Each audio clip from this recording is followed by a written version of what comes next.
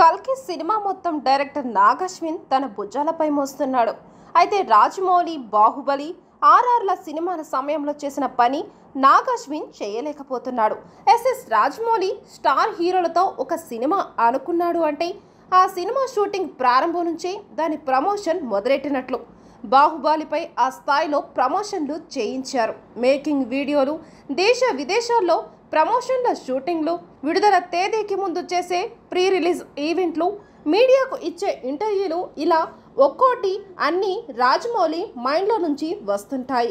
దీనికి తగ్గట్లు హీరో హీరోయిన్ల డేట్లు, చిత్ర యూనిట్ సహకారం అన్నిట్లో రాజమౌళికి ప్లస్. అయితే నాగ్ అశ్విన్ తెరకెక్కిస్తున్న కల్కి 2898 AD మూవీ సరికొత్త ఊహా ప్రపంచంలోకి తీసుకెళ్లడం ఖాయంగా కనిపిస్తుంది. ప్రీ రిలీజ్ ఈవెంట్లో చిట్టి అంటూ, భైరవా అంటూ ప్రభాస్ తాను వాడే కొత్త కారు, రామోజీ ఫిలిం సిటీలో గ్రాండ్గా ఈవెంట్, ఇలా ఎన్నో రకాలుగా ప్రమోషన్లు చేశారు.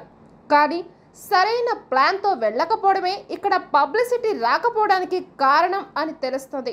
తెలుగు మీడియాకు ఇప్పటి వరకు కల్కి టీం సరైన ఇంటర్వ్యూనే ఇవ్వలేదు. కేవలం ముంబైలో ఒక్కసారి మాత్రమే ఇంటర్వ్యూ ఇచ్చారు.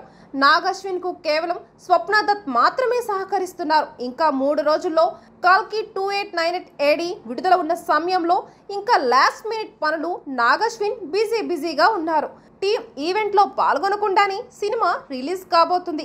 టికెట్లు ఎక్కడికక్కడే బుక్ అవుతున్నా కూడా దేశవ్యాప్తంగా కల్కి రిలీజ్కు సంబంధించి పెద్దగా ప్రమోషన్లు చేయలేదు. ఒక్కో ఈవెంట్ను దర్శకుడు రాజమౌళి ఉపయోగించుకున్నట్లు నాగ్ అశ్విన్ వాడుకోలేదని ఫిల్మ్ ఇండస్ట్రీ వర్గాలు చెబుతున్నాయి.